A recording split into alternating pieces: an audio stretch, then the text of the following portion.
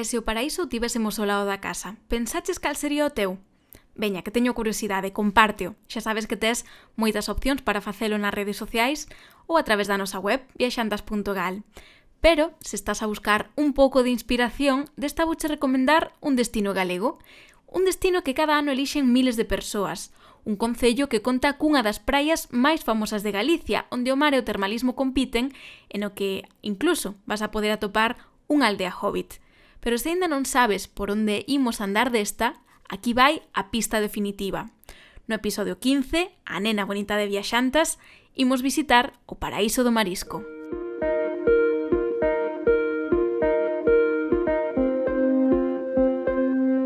Benvido, benvida ao Grove. Son Cristina Terceiro e isto é Viaxantas Podcast. Comezamos.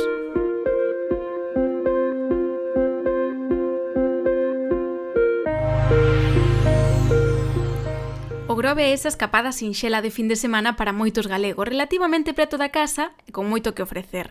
Aínda que seguramente, cando visitas lugares da contorna, vas un pouco máis ao teu aire, un pouco máis sobre seguro, e non segues pois as mesmas rutinas que seguramente seguirías cando vas a algún destino máis exótico. Por iso, hoxe ímolo facer ben. Imos ser turistas no noso propio país, para non perder nada do que ofrece esta vila mariñeira de longas praias, riquísima gastronomía e benestar. Unha das primeiras paradas nada máis chegar a un destino é xeralmente ir á oficina de turismo. No Grove, a responsable é Mara Mariño. Con ela imos descubrir algúns dos imprescindibles que tes que visitar nesta península. Ola Mara, benvida a Viaxantas. Gracias por tomarme en conta e por poder estar aquí contigo falando un ratiño. Imagino que a estas alturas do ano estás xa con moitísimo traballo na oficina de turismo, pero contame un pouquiño, que é polo que máis che pregunta a xente que se está a chegar, polo que máis interesan sobre o Grove as persoas que o visitan? Pois a verdade é que moita xente se achega ao Grove para comer, eso é evidente, temos esa fama, entón moita xente pregunta polos numerosos restaurantes que temos no Grove de todo tipo, pero tamén ben é certo que os catamaráns que fan a ruta pola ría para ver as bateas e como se cría o mexillón tamén teñen moito tirón.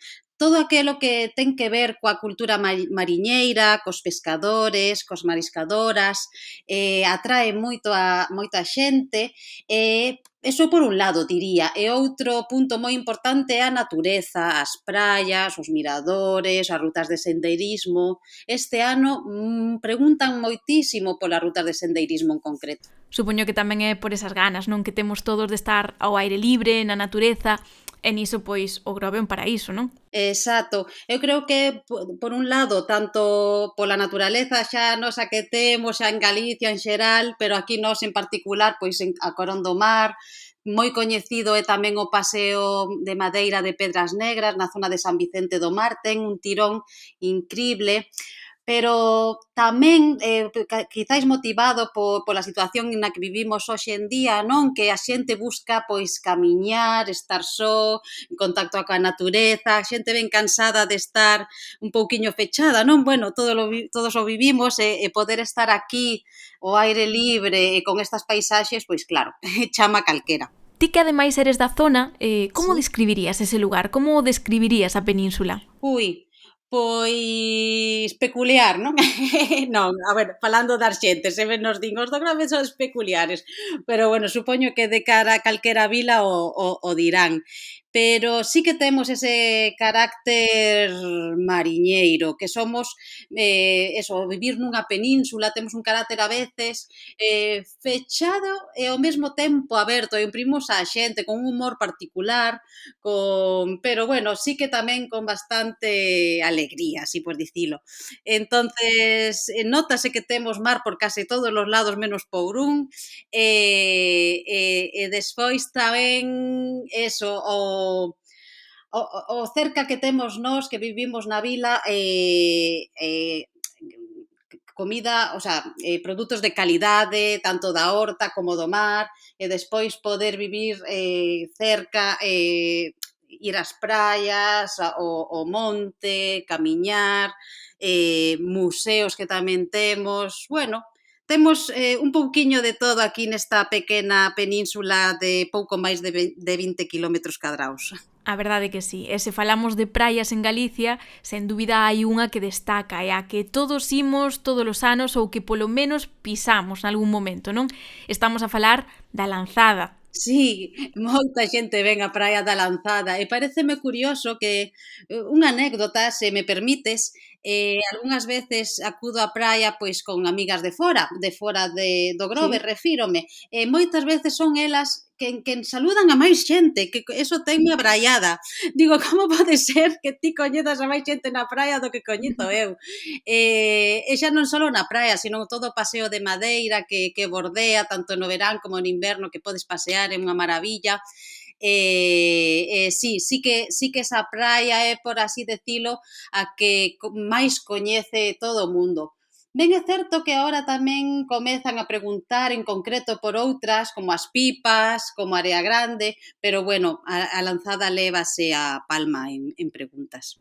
A verdade é que é unha praia moi especial porque é moi extensa, o mar é bravo, pero ao mesmo tempo é moi agradable estar ali, ten como todas as condicións, non, para ser o Exacto. lugar perfecto. E ademais, nunca tes problema, ou case nunca, para topar sitio e puñer a toalla. Certo é certo é. O problema mellor é a hora de aparcar, porque é verdade que non sei como tantos coches caben. O sea, sí que caben moitos coches, pero é certo que tamén cada ano hai máis. Ten un tirón impresionante, pero despois acudes á praia e andas un bocadiño, a ver, se te quedas na zona dos aparcadoiros, pois vaya, sí que ali acumúlase máis xente, pero se andas un bocadiño cara ao centro, pois sí que estás case só. E deixamos claro que é do Grove, non? Porque sempre houve iso de que non se sabía ben a que concello pertencía. A ver, para ser certos é que a maior parte da praia pertence ao Grove. Sí que hai metros que pertencen a Sanxenxo, o sea, que son dos dous, o que pasa que de 2,5 km aproximadamente, pois 200 son do Grove e o resto de Sanxenxo, pero que ben, o sea que por ese lado sin problema. Ben, esa anécdota non que hai entre concellos moitas veces en Galicia. Sí, pero eso é máis politiqueo ou que eu non o vivo así, por así decilo. Quero decir, a min gústame a praia, gústame pasear, eu podo aparcar o coche na zona do Grove, vou ata Sanxenxo tranquilamente porque o paseo é maravilloso, acudir mesmo á ermita da Lanzada, que está no concello de Sanxenxo, é maravillosa. Entonces, bueno, eu pois eso deixo aparte, non? Fálanos un pouquiño deses outros atractivos que podemos atopar pois noutras estacións, no inverno, por exemplo, cando o tempo non é tan favorable, pero que igualmente pois nos apetece ir ata o Grove. Pois mira, na zona de Punta Moreiras é unha zona menos transitada, por así decilo, polos turistas, é unha zona moi bonita. Está perto da zona de Reboredo, na zona norte do Grove, e Punta Moreiras, como digo, onde se sitúa o acuario, que sí que moitos coñecen, entón pode ser unha alternativa visitar o acuario, e tamén as salgadeiras de Moreiras, que é unha especie de museo da salga e un museo sobre as artes de pesca, marisqueo e demais. Estas salgadeiras de Moreiras están divididas en dous nunha antiga salgadura do século XVIII que se pode visitar libremente cando queira, sempre está aberta, é de entrada gratuita, e despois outro museiño, pois sí que ten un horario de entrada, están ali varios compañeiros que mostran o seu interior e explican as pezas, é de moito interés. Ademais, bueno, e se o tempo o permite, é moi bonito que é a zona. Esa zona de Punta Moreiras, hai varias esculturas feitas pola Escola de Canteiros de Poio. Entre eles destaca moito un fariño en pedra, o que te podes subir, e tamén hai unha serea que é moi fotoxénica, digo, porque salen moitas fotografías ubicadas no Grove.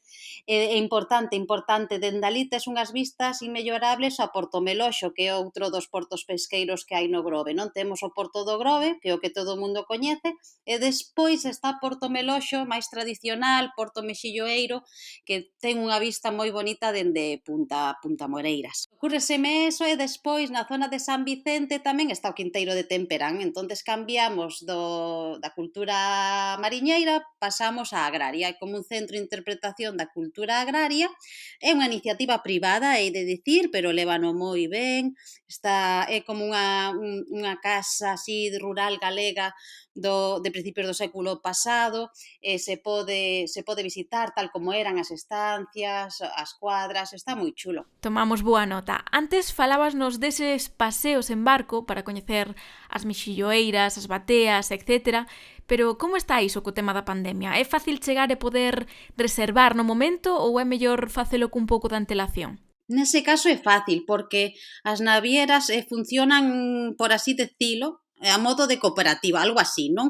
É dicir, eles póñense de acordo para saír neste momento a cada hora aproximadamente, pero xa dentro de 7 días empezarán a saír cada media hora, sabes? Entonces, eles turnanse de 10 e media a 1:30, de 4 a 7 e media, pois hai barco cada media hora. Entonces, realmente non tes problema en ir nun barco noutro, se non tes prisa, por así decilo.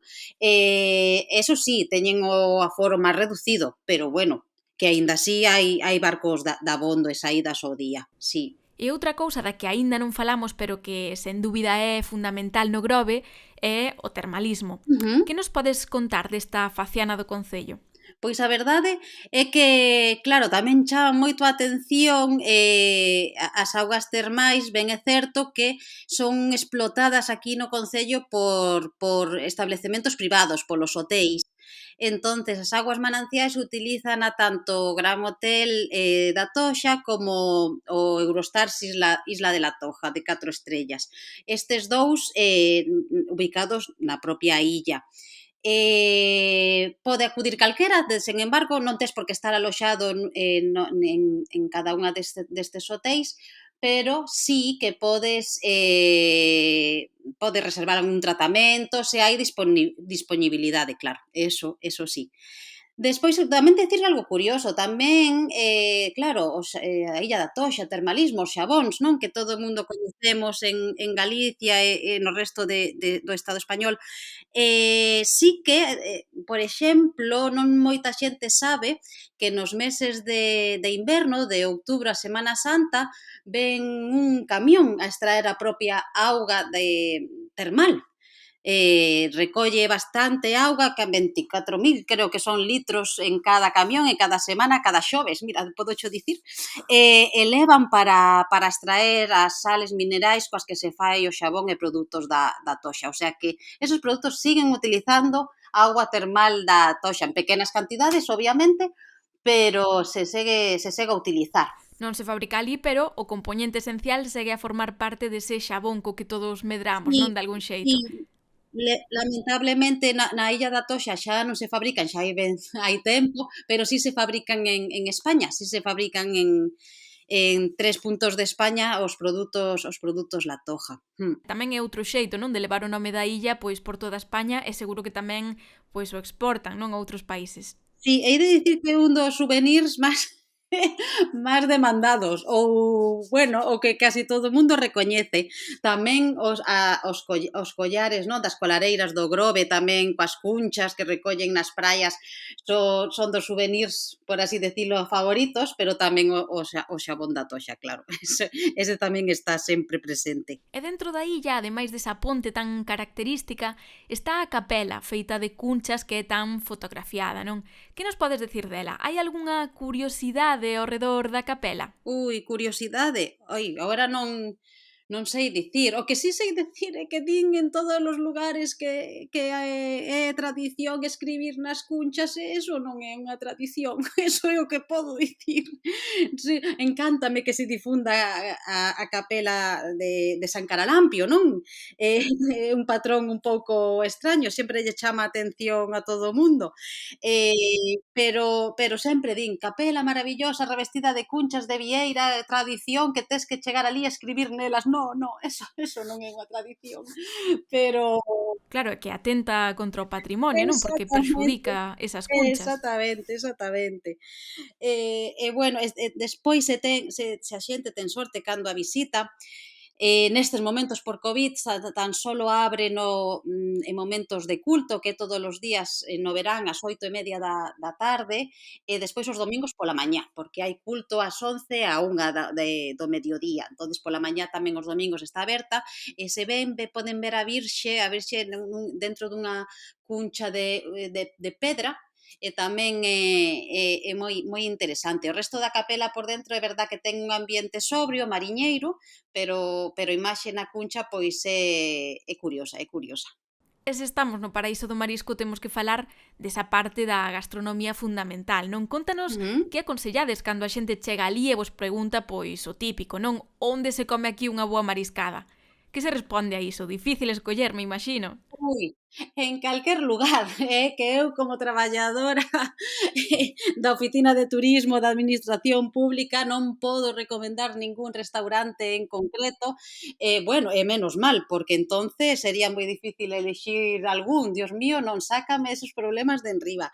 Sí que solemos explicar aconsellar non, decir, demandamos que quere vostede xantar, que é o que busca, pois entonces me as ven por esta zona, por esta, porque resulta dificilísimo. Agora mesmo temos como máis de 150 lugares para xantar no Grove, entre restaurantes, marisqueirías, asadores, taperías, por así decirlo, chiringuitos, hai un mundo, temos un montón. É moi difícil seleccionar, bueno, xa non podo facelo, pero mesmo para min, para elexir cada día onde tomar algo, teño oferta dabondo, a verdade. Ademais, o recoñecemento tamén ven por parte dos expertos do sector, non? Con premios como pois os Estrela Michelin, que fai pouco tamén lle otorgaron a algún establecemento da zona.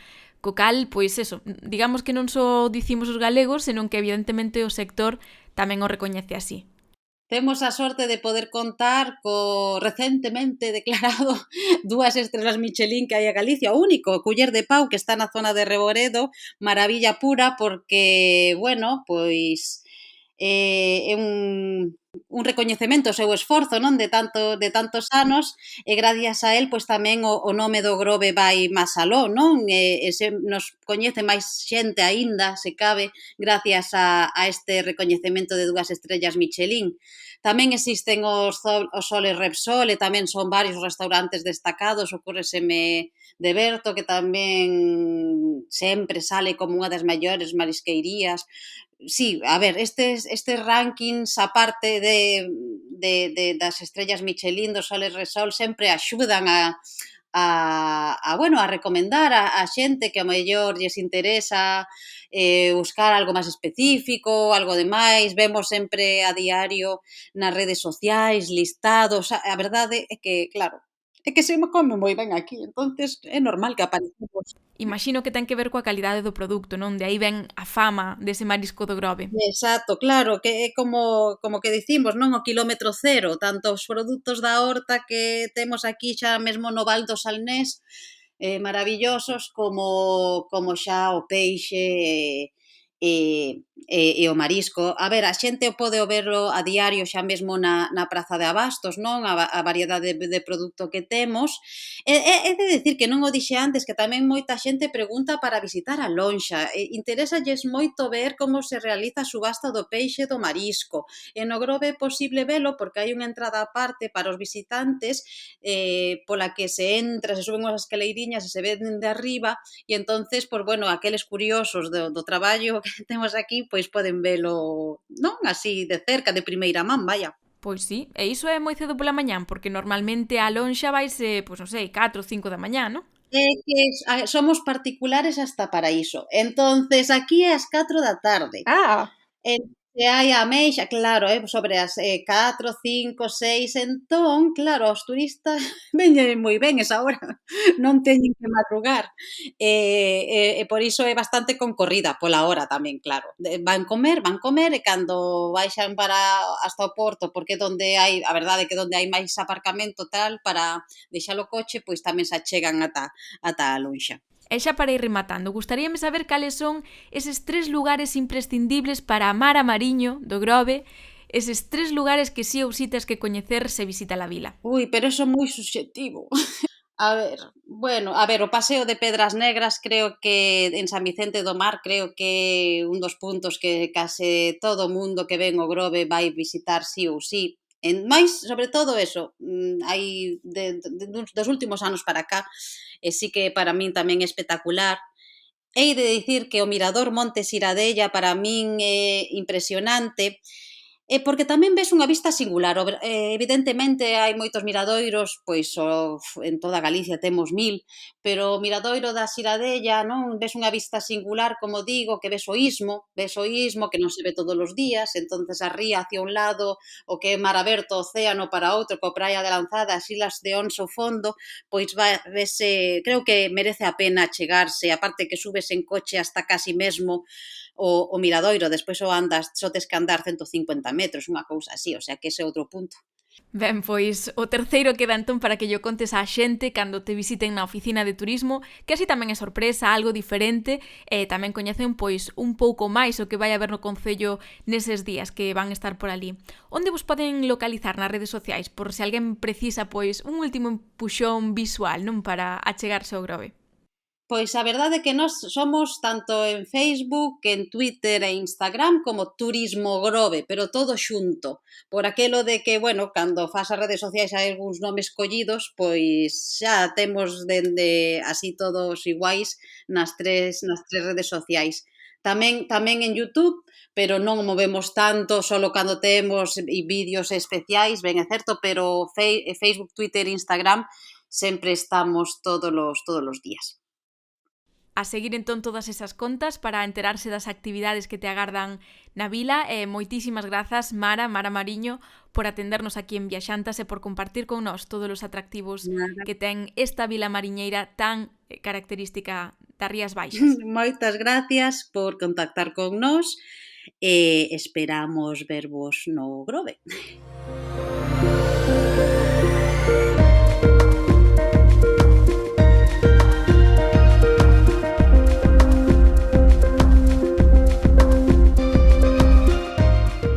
A verdade é que dá gusto, non, falar con persoas como a Mara que transmiten esa naturalidade, esa alegría, non, que nos deixou ademais unha morea de ideas e de motivos polos que achegarnos a esta vila. Ela falounos tamén desa parte máis cultural, a dos museos, que dan conta da importancia da vida mariñeira. E en Viaxantas imos profundizar un pouco máis niso. Imos entrar no Museo das Algadeiras de Moreiras da man do seu conservador, José Luís Escalante González. Benvido a Viaxantas. Hola, bons días. Antes de nada, contanos que é o que imos poder atopar no museo. Se veñen aquí, calquera visitante que veña, pódese atopar a vida mariñeira que hai nas Rías Baixas, todas as artes de pesca, de conservación do peixe, os motores mariños, todo relacionado coas bateas, todo o que está relacionado co mundo do mar. Foise recollendo todo o material, experiencias, anécdotas, todo o que é a vida dos mariñeiros das Rías Baixas. Isto é o que se representa aquí en varias seccións que temos no museo, non? Como son o marisqueo, pois a carpintería de Ribeira, os motores mariños que se facían antes nos povos, en talleres artesanais, o salazón. Isto fundamentalmente xira en torno a industria que había durante o século XIX, e tamén un pouco antes e un pouco despois, que era a sardiña salgada. A sardiña que o método que trouxeron os cataláns en esa época e que dou lugar a que despois houbera aquí fábricas de conservas e que se desenvolvera toda unha industria da pesca xa máis modernizada ca que tiñamos aquí. Aquí xa tiñamos unha flota de hornas e uns mariñeiros experimentados, pero coa chegada destes métodos de conservación máis modernos aumentou moitísimo a pesca e os portos creceron, Vigo creceu moitísimo, e un pouco isto representa esa transición que hubo durante o século XIX con todos os materiais que aquí se expoñen e que se intentan explicar a xente que veña a visitarnos. Tedes ademais visitas guiadas, non? Onde lles dades pois unha visión un pouquiño máis pormenorizada de todo isto que nos contas. Nos procuramos sempre atender a todo o mundo, eu chamolle visitas acompañadas. Se non hai demasiada carga de xente no museo, pois explícase o que se poida, pero as visitas suelen ser, as visitas guiadas, normalmente fanse cando veñen grupos grandes, por exemplo, escolares, ou unha asociación de veciños, unha axencia de viaxes, entón xa son concertadas e son xa avisadas con tempo, xa se prepara un recorrido, depende tamén de onde sean eles, se son de terra adentro ou da costa, a visita pode variar un pouco na forma da súa explicación, pero si fanse visitas guiadas dentro do que se pode.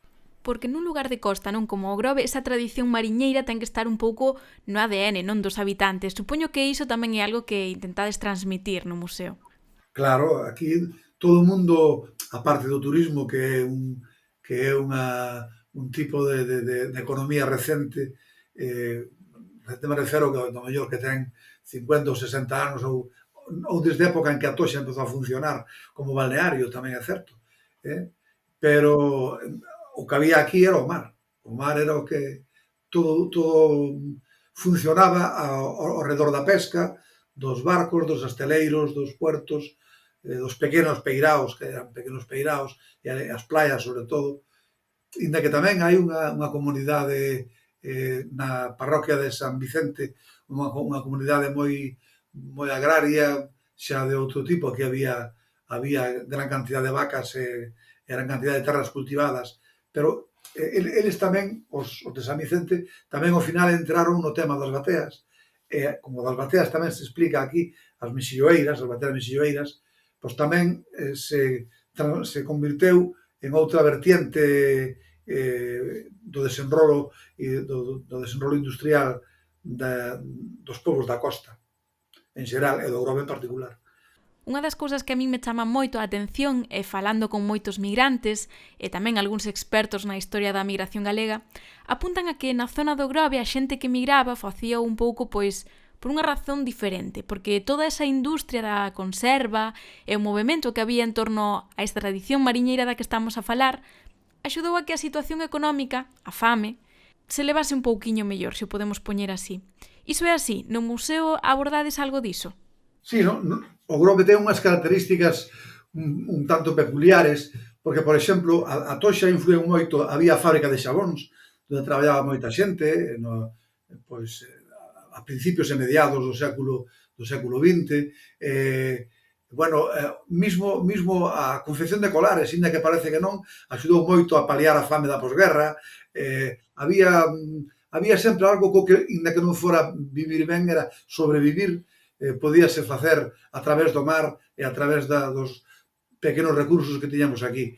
O que pasa é que sí, hubo moita migración porque a xente quería mellorar a súa vida, iban á mercante ou á pesca. A pesca era moitísimo máis dura, porque a pesca no Gran Sol ou no Bacalao era moitas horas de mar e de cubierta e de accidentes. A mercante era máis suave, e hubo moita xente na mercante, moita xente que emigrou a Nueva York. En Nueva York hai unha calle que é a calle 14, que hai moitos veciños do Grove vivindo ali, que teñen ali pequenos negocios, incluso peluquería, bares.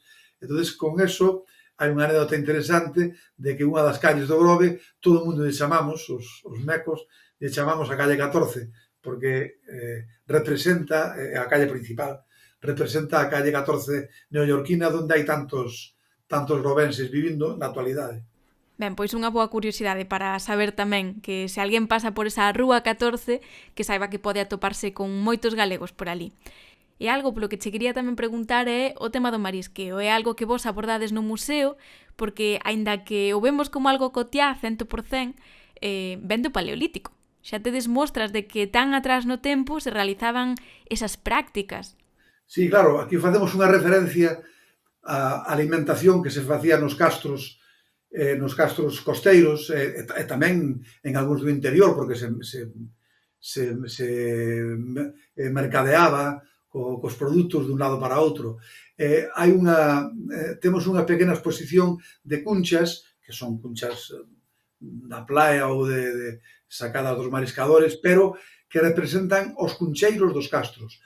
Os cuncheiros dos castros están estudiados pola Universidade de Santiago e outros organismos, entón están moi ben identificados as especies que eles utilizaban, que eles explotaban, as ameixas, as lapas, os mexillóns, os percebes, todo isto aparece nos basureiros, vamos a chamarle así, de hai 2000 e pico de anos, dos nosos antepasados castreños. E aquí temos unha pequena representación e facemos unha explicación sobre eso con unha foto preciosa do Castro de Baroña, porque é un castro moi bonito, e aparte dous castros do Grove sin excavar, que están en fotografía debaixo do Castro de Baroña, pero o de Baroña é o que dá a entrada aos visitantes, o que recibe as visitas, e aí como empezou o home a relacionarse co medio mariño, a recolectar no mar, a escaravellar na area e sacar o produto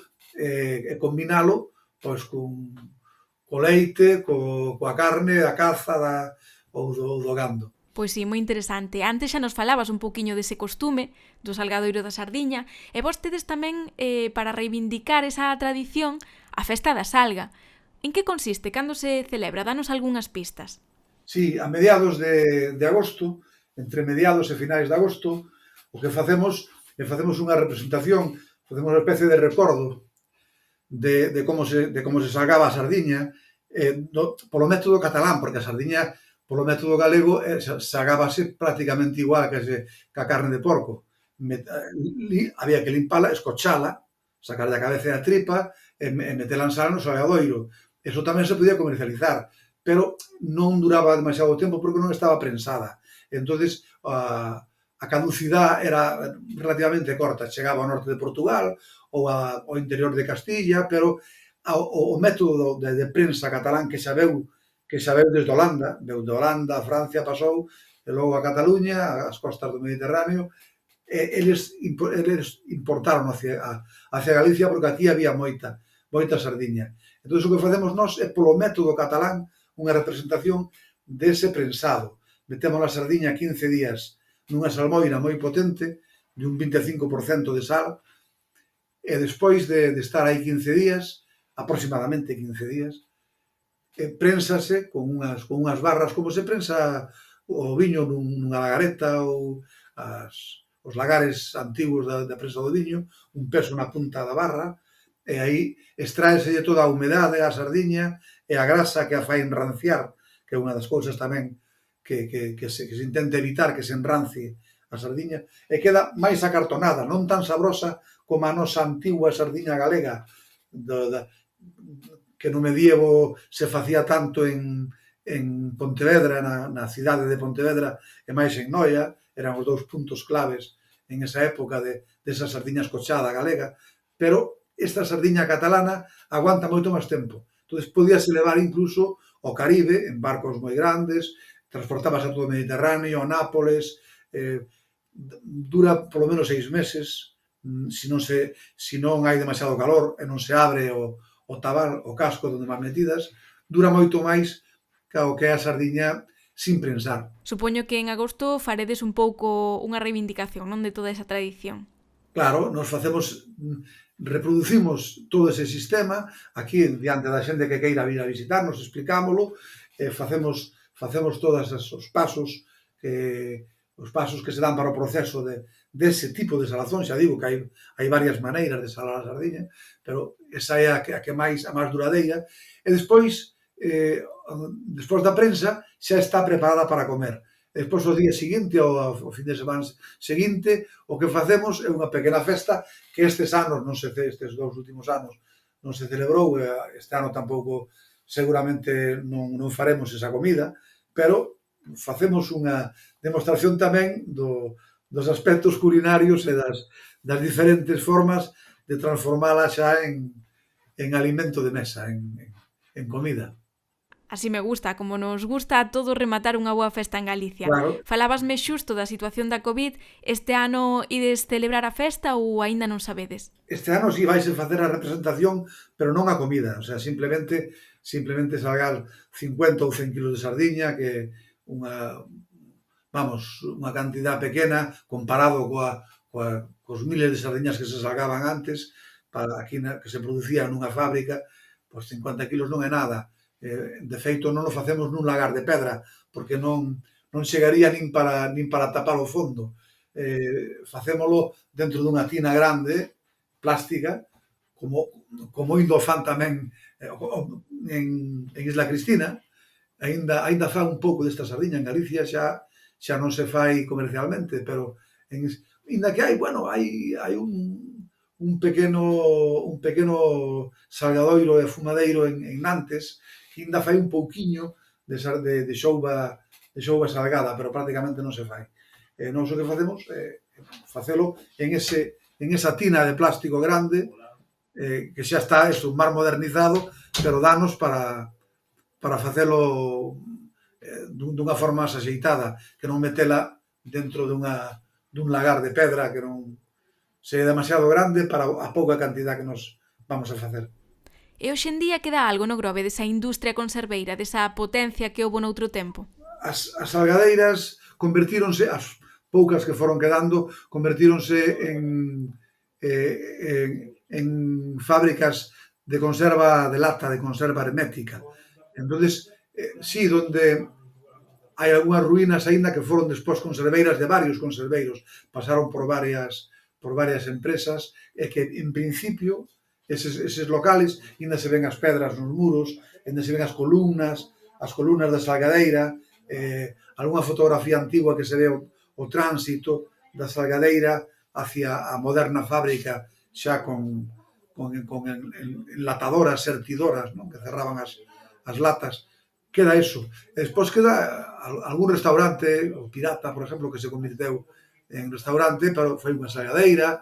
O Náutico de San Vicente foi unha salgadeira, o famoso Náutico, donde hai actuacións musicais.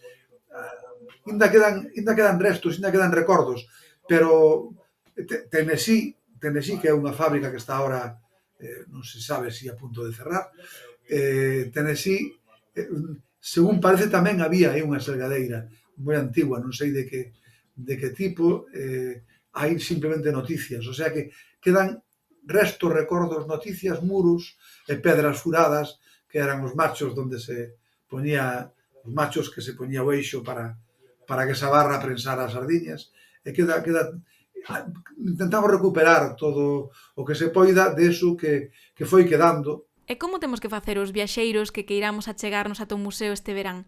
Cales son os horarios onde se poden informar un poquinho máis sobre a vosa entidade?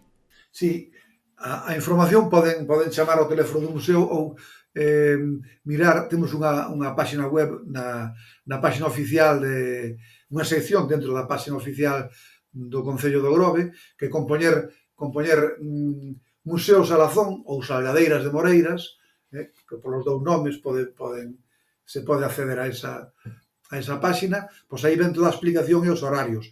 Os horarios son de 10 da mañán a 2:30 do mediodía, e despois de 4:30 da tarde a 9 da tarde. Esos son os horarios de martes a domingo. O luns é o día de peche, é o habitual nos museos, que se peche o luns para descanso. E despois, para chegar aquí, o que desde o Grove ou desde a rotonda que vai a San Vicente, podes ir desde calquera dos dous sitios. Hai que do Grove está uns 3 kilómetros aproximadamente desde o pobo do Grove. Está indicado con cartelitos baixos a unha altura de 1,5 metros sobre o pavimento da carretera. Bueno, queda ao lado do acuario, nunha ensenada moi bonita, en frente do Porto de Meloxo. Con poñerlle no GPS, agora todo o mundo ten no móvil, todo o mundo ten ir a Salgadeiras de Moreiras, xa rapidamente o dirixen, xa te levan aquí. Hai uns carteles á entrada que se puxeron agora, este verán se renovaron a cartelería, e puxeron os carteles e xa se ven os edificios. Consta de 2 edificios, 2 salazóns restaurados, nun lugar onde había 4 en toda a punta. E había outros 8 na orilla de enfrente, o sea, en esta ensenada, pois chegou a haber uns 12, como mínimo, salazóns. Entonces todo ese paseo, toda a punta, é o espazo museístico. Está conformado por todo o que hai ali, que son, hai unha autoclave dunha conserveira moi antigua, hai a caldeira do Idria II, que xa foi do Idria I, xa ten 100 anos, unha caldeira de vapor, así que está no medio do aparcamento. Hai unha serie de esculturas, hai o esqueleto dun galeón, que era un galeón das Rías, non un galeón dos que iban a América, senón chamase galeón das Rías, porque eran os barcos de cabotaxe que pasaban dunha ría a outra levando pois de todo, madeira, sal, area, ladrillos, barro. Eses galeóns había moitos, pois hasta hai pouco, hasta os anos 70, era normal que a comunicación fora por mar. O mar uníanos máis que nos separaba, non? Porque as carreteras pois eran bastante malas. Entonces, todos o do siglo XIX, o principio do siglo XX, que era cando funcionaban estes alazóns máis, pois os galeóns eran os que traían todas as mercancías e os que levaban tamén a sardiña xa envasada nos tabales, incluso cando apareceu o tren xa en carril, desde aquí salían galeóns que levaban a sardiña para ir no tren. Unha boa proposta para coñecer un pouco a historia do Grove e unha parte pois da historia de Galicia tamén. Moitas grazas, José Luís Escalante, por contarnos máis sobre as salgadeiras. Moi ben, por mí, gracias a vos. Estuvo moi a gusto charlando contigo.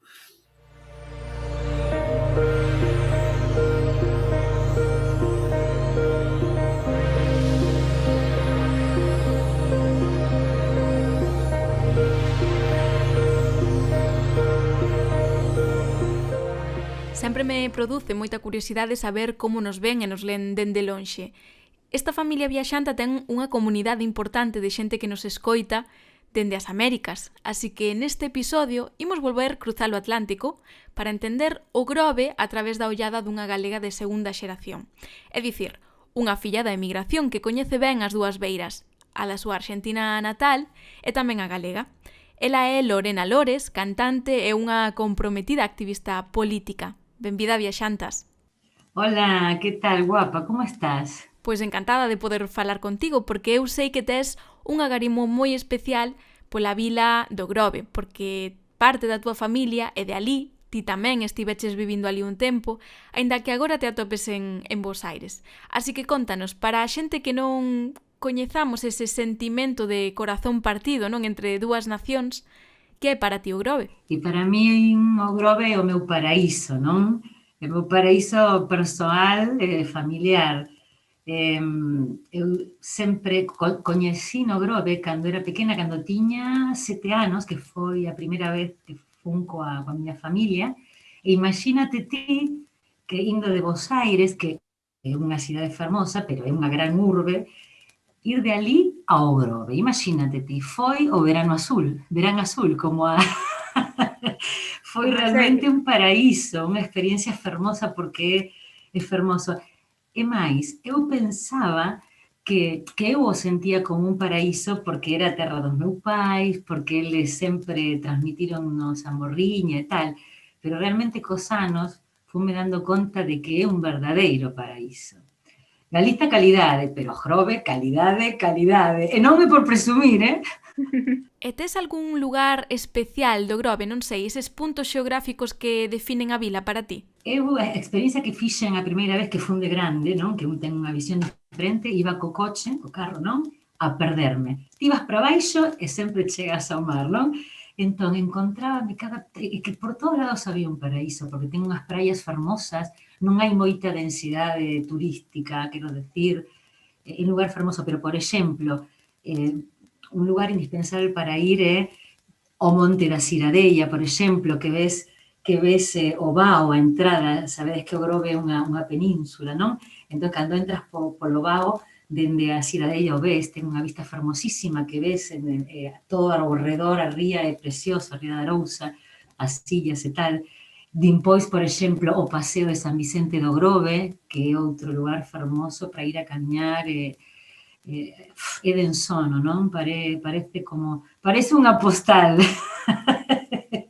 E logo tamén a Toxa que é fermosa, as praias, a Praia do Carreiro, as Pipas, o Con Negro, o Porto mismo, Porto do Grove, o Porto Melollo, e, por suposto, a Vila Bella, que é donde naceu o meu pai, non? Que é como se fora a miña segunda casa, non? Imagino que antes desa primeira viaxe da que nos falaches de cativa, ti xa tiñas un pouco unha idea, non, do que era o Grove a través, pois non sei, dos contos da familia, de teu pai, de tua nai, quizáis tamén dos avós.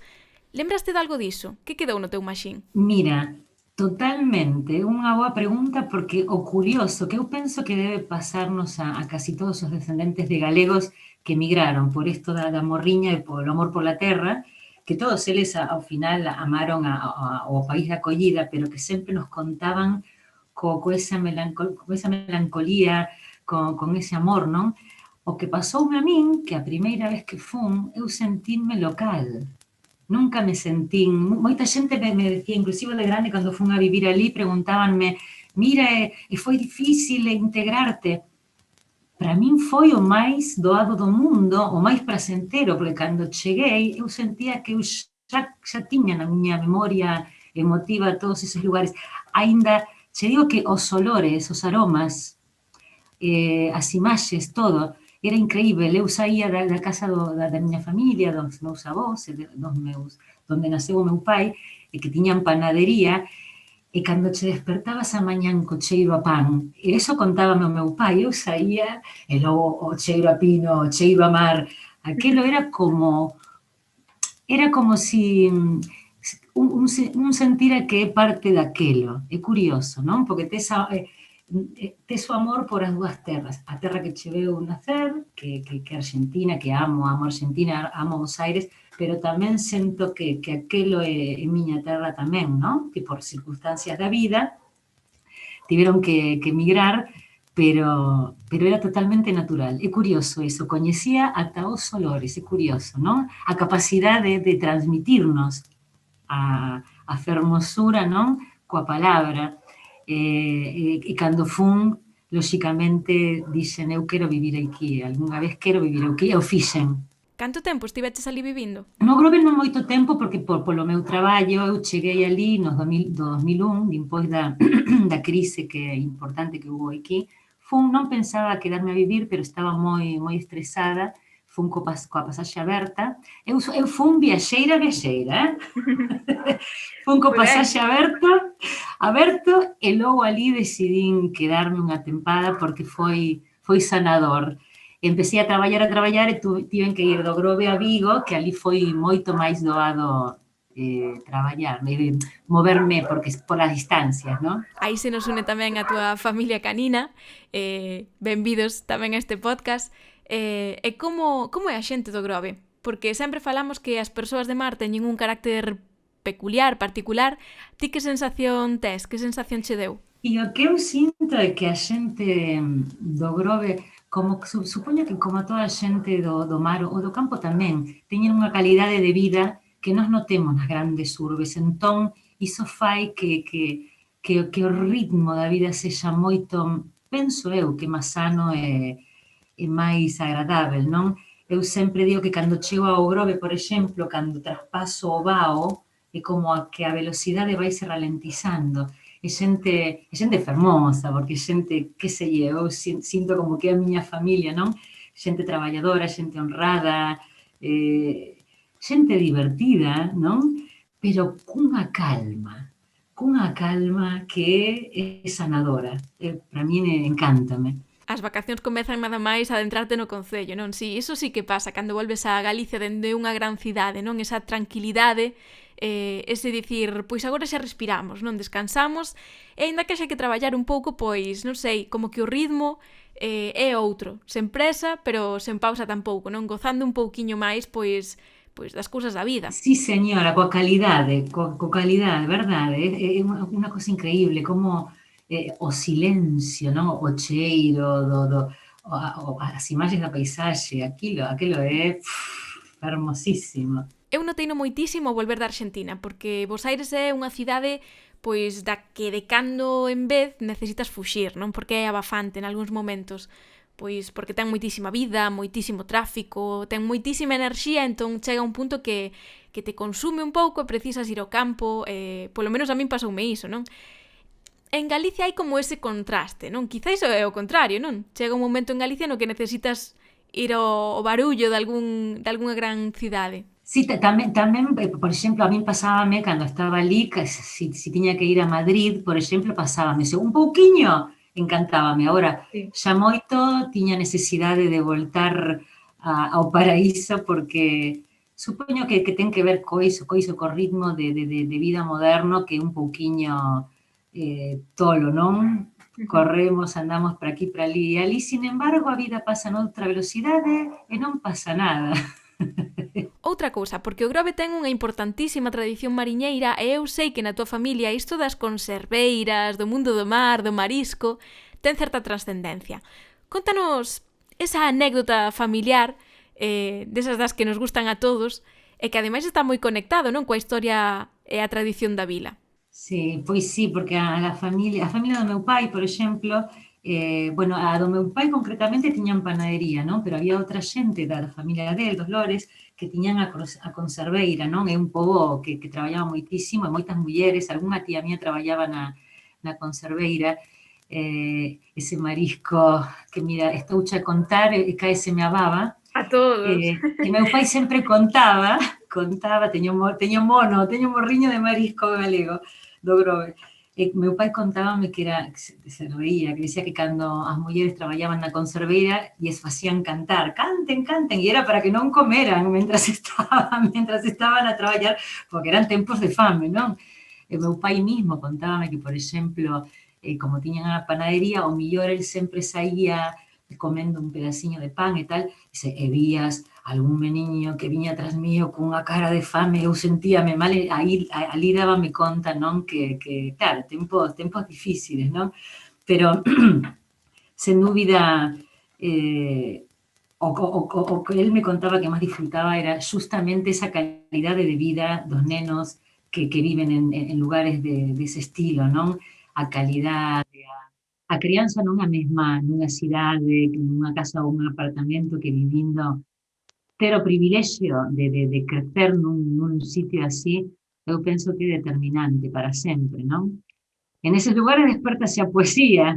Totalmente, de aí a familia de artistas que sodes os Lores. Non sei se deste lado do charco tamén, pero cando menos na Argentina, eu tiven o privilexio de poder coñecer a teu pai, a Francisco Paco Lores, unha persoa que ademais emigrou, como el dicía, non seguindo un amigo cunha historia diferente a de tantos outros migrantes, pero sobre todo un activista político inmenso, non, até o seu derradeiro día, e que tamén fixo moito pola galeguidade exterior. Eu podo dicir moitas cousas, pero bueno, ti como filla, supoño que moitas máis, non? É certo que dixera un home que primeiro para aquí, para Buenos Aires, vino o seu irmán maior, porque ele era o máis pequeno, e viña para aquí, el sempre dicía que cando chegou a Buenos Aires, que como que non tiña esquina, que non tiña rúa, sabes? Era un neno de campo e tal, e que aquí abriuse a cabeza, porque, a ver, na Federación de Asociación Galegas era onde estaban os exiliados políticos, a xente da intelectualidade galega, dende Castelao, Lorenzo Varela, Seoane, Isaac Díaz Pardo, Maruja Mayo, Eduardo Blanco Amor. Entón, para él, con 18 años, abriuselle a cabeza, non? Ele enamorouse de Buenos Aires porque sempre dixo que foi o que lle abriu a cabeza, que estaba eternamente agradecido. Pero, todos os anos, se podía, voltaba a súa terra, e o máis bonito é que voltaba, pero para darse o placer das vacacións, non ter que ir a traballar, sino ter que ir a disfrutar e tal, que era como recargar as baterías, pero nunca deixou a oportunidade de nas viaxes, e tanto ali como aquí, traballar sempre polos dereitos dos emigrantes, sabes? Ti sabes que a ele foi moi ben aquí, foi un empresario que puxo a súa metalúrxica, foi moi ben, pero a Federación de Asociación Galegas para ele era como unha obriga moral, non? Gustaba e disfrutaba moitísimo, e sempre seguir loitando pola divulgación da cultura galega, pola resistencia da cultura, non? Ata os últimos días, era un home moi querido, porque pola súa conducta, porque nunca torceu o seu camiño, máis aló de que tiña seguidores e detractores, como sempre, os que fan, non rompe copas que non lava, non? Pero todos, sen dúbida, reconoceron que a súa laboura pola cultura foi moi importante, e que nunca claudicou coa loita. E nós temos que seguir o mismo camiño. Estamos agora na Federación, seguimos loitando pola cultura, seguiremos facendo, aquí e alá, non? Co todo o prazer do mundo. Imos explicar un pouquiño o que é a Federación, non? Digamos que é unha gran matriz de entidades galegas do exterior, da Argentina, que se foron reunindo ao longo dos anos, non? É unha entidade que ademais debedes coñecer porque ten un museo moi importante sobre migración no seu seo.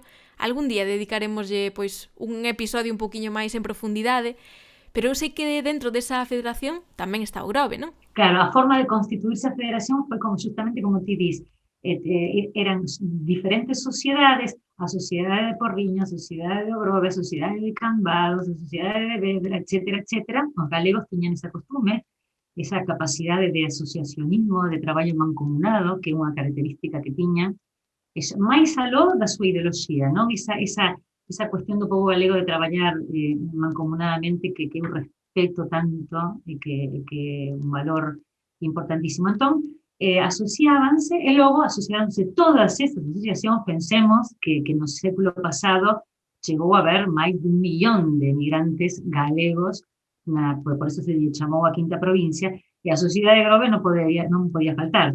Meu pai participaba en Unión Fillos do Grove, da que foi presidente tamén, e justamente congregaba aos inmigrantes que viñan, porque sabes que o fenómeno iba outro, conseguían traballo e logo iban chamando, o efecto chamada, non? Viñan os familiares, os amigos, porque ali non había traballo, non dabondo, entón viñan para aquí, e tamén traballaban non só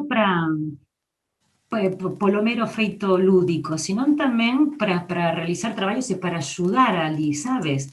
Porque eles sabían o que habían deixado atrás, habían deixado moita xente, familias que estaban a pasar realmente mal. Entón, a Federación de Asociacións Galegas sempre se caracterizou por iso, por tratar de traballar conjuntamente para mandar.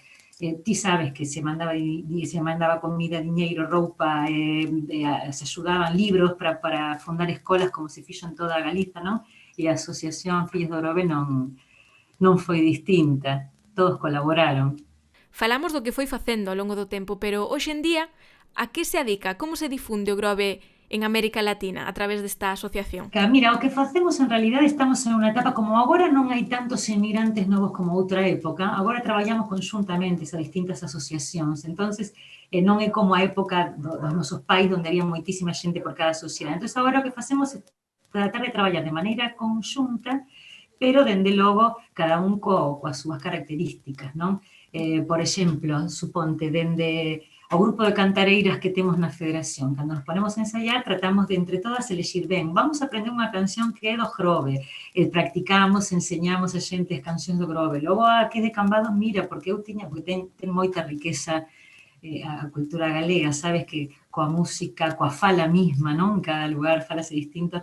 Entón, a Sociedade del Grove fixo moitas presentacións de libros, edición de libros, e o seguimos a facer, non? Agora estamos en tempos de pandemia, está todo raro, seguimos tendo actividade de maneira virtual, tanto as de baile que os profesores, todos están a romperse a cabeciña para poder continuar, ademais, para cumprir a labor social de seguir acompañando a xente que quedou soa, non? Porque moita xente maior quedou sola na pandemia e non é doado, non o mismo estar coa tua familia, ser xoven e tal, que verte na seriedade o mellor un ano solo, que é o que está a pasar.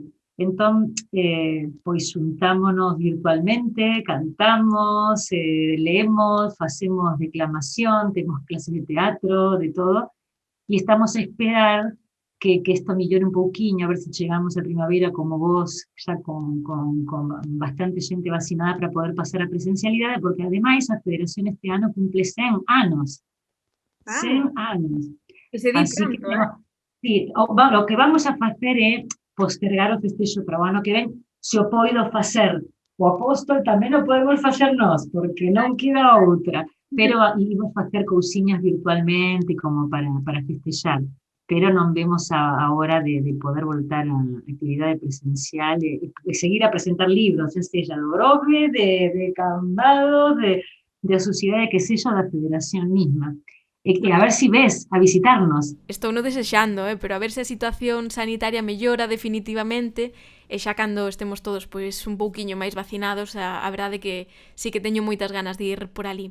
E nada, xa vedes que o Grove se ve presente, non? E a súa cultura tamén en Bos Aires.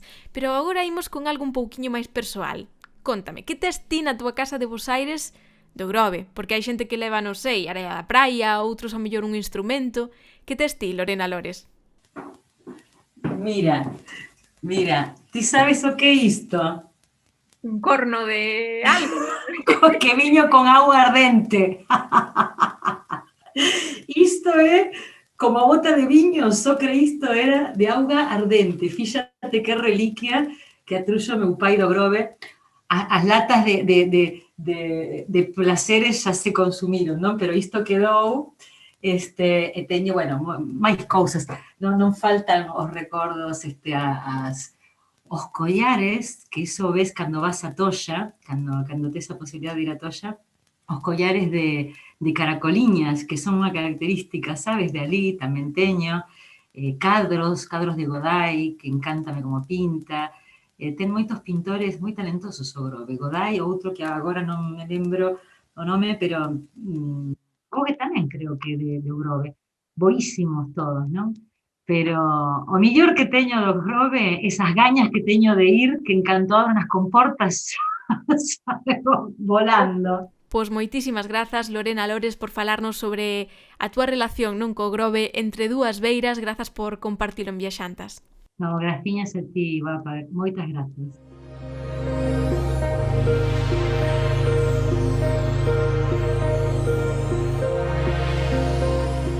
Coido que temos un paseo ben completo polo Grove, deses que che deixan as pernas cansas, pero a cámara chea de fotografías e a memoria cargada de bons momentos. Para coñecer máis en profundidade a península máis famosa das Rías Baixas, vas ter que visitala.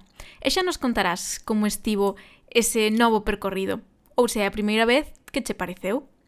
Con isto, estamos xa chegando ao final deste episodio 15 de Viaxantas e tamén da primeira tempada deste podcast que agardo que te inspirase nalgúnha ocasión, que te animase a elexir o teu próximo destino ou cando menos que te entretese. Viaxantas vai facer unha pequena pausa para volver a cargar as pilas e as baterías e sumar novas experiencias, novos destinos e novas ideas para seguir percorrendo o mundo en galego xuntos, non? Mentres, se te acabas de unir á comunidade Viaxanta, tes todos os episodios anteriores dispoñibles en plataformas como iVoox, Spotify, Google ou Apple Podcast. E se eres un ouvinte fiel, revisa, a ver se che quedou algún programa no quinteiro. Aquí vai ir unha axuda, porque se non sabes con cal comezar, imos repasar os 5 episodios de Viaxantas máis escoitados nesta primeira tempada, os favoritos da audiencia. Preparado? Preparada? En quinta posición, o Viva o Entroido, o episodio número 3 deste podcast. O cuarto en popularidade por escoitas foi o episodio sobre o Pico Sacro, onde a historia e a lenda se confunden. E agora ven o bo, o top 3. A medalla de bronce vai para unha cea prehistórica na Patagonia Argentina.